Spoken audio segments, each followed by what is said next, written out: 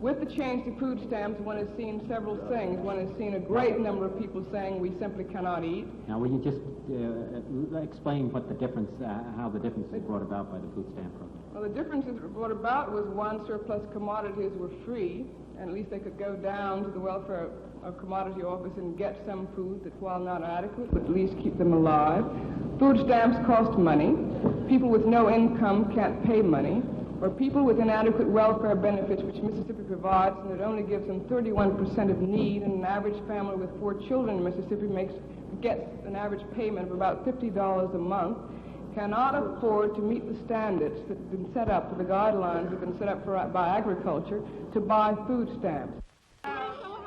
Self-help, or you're going to get any kind of lasting change. Else the poverty program, unless this kind of participation is protected, is going to turn into just another form of welfareism, which is going to just completely build in a horrible situation where we're going to reap terrible results. Because I think each of us now has to ask ourselves, unless our institutions begin to respond to people, how long can we expect these people to continue to respond to them?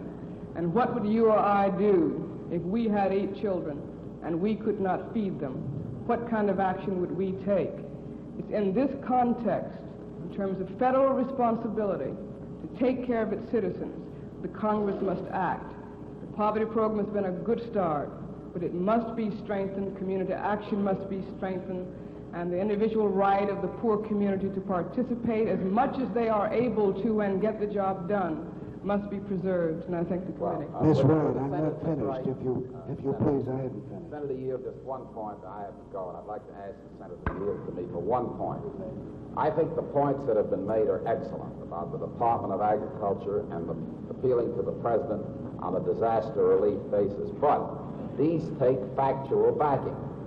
Could you undertake, Ms. Wright, to help the subcommittee by giving us a prompt memorandum as to the factual backing for the general assertions which have been made? I have those, I think we're unanimous in the feeling that we've got to move to the most prompt source of action. But you must give us the factual basis. Senator, I have that, and I have hundreds of supporting affidavits which show... Not only that, you gave us a lot of it when you testified in Washington 3 or 4 weeks ago. Yes, I did, but I have it, and I will supply it to the committee immediately for action to be taken, and I concur in Senator Murphy's recommendation that you do something right now. We're going up into the Delta tomorrow, and I imagine we'll have an opportunity to see some things by eye as opposed to just by ear.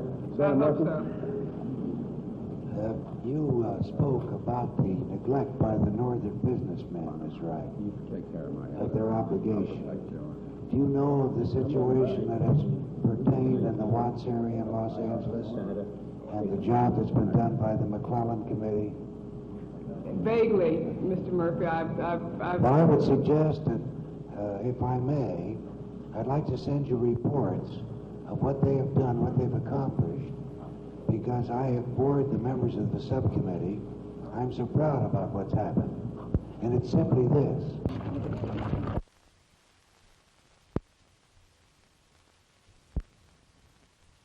Tapped up a lot of the funds which we felt in our agency we should have been entitled to as long as we were doing a real good job. Could you give us a couple of examples? On the summer head start from last year, we had 1,020 youngsters.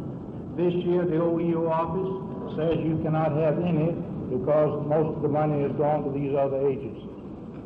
Equally, we tried to get a family planning program, which we think is very vital, and they said no money. I'm interested to hear you say that because a couple of the other witnesses have indicated they do not believe the family planning program is desirable in Mississippi. I take it you disagree with that. I disagree with them very emphatically. The second point that we want to make is that the lowest 25% of the really poor, not only in our section but throughout Mississippi, are not being adequately reached by any agency. Not only the Community Action and CDGM and all the others, but that many of these people are not coming to the attention of these because they don't read the papers, they don't see TV, and they're out of the mainstream of life. Their children don't go to school, and they're missing out on it. And we need to search out these people and try to give them a helping hand to lift them out of this well. What can you say about this gnawing hunger problem that we've been hearing all afternoon in your area? I don't think there's much question there are hungry people. There are hungry people in Chicago and in Boston and in New York City and in Los Angeles. And I'm certainly sure that there are some in Mississippi.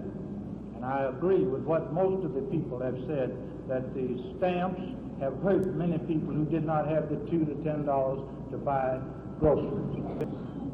That we need 3 or 4 things very badly, and they've got to work in coordination or cooperation to get them, and I want to list those very briefly.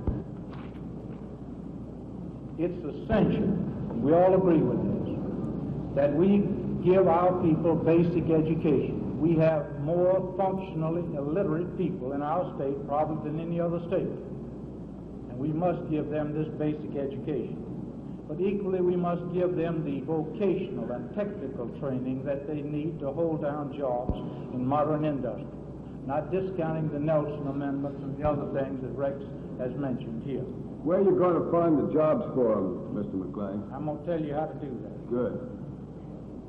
Our feeling is that people constitute America's basic resource, not programs, not buildings, not a lot of hot air, but providing the things that will develop people where they are. One of the basic things is that breadwinners in poverty families cannot afford to stop work and go to school, even though they're only part-time employed.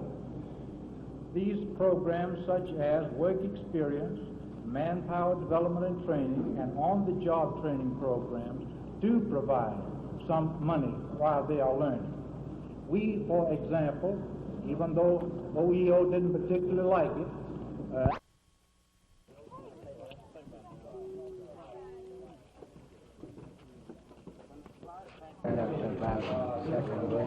Second grade. What were you doing prior to the time you came here? I wasn't doing anything. I got hurt. Had you ever had a job? How long ago? About 15 months ago. What kind of thing?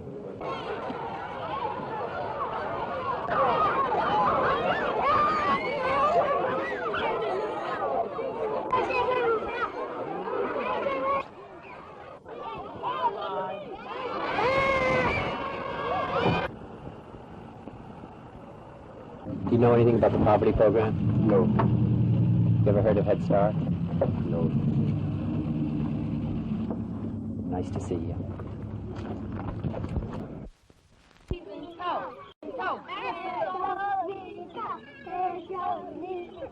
There he goes.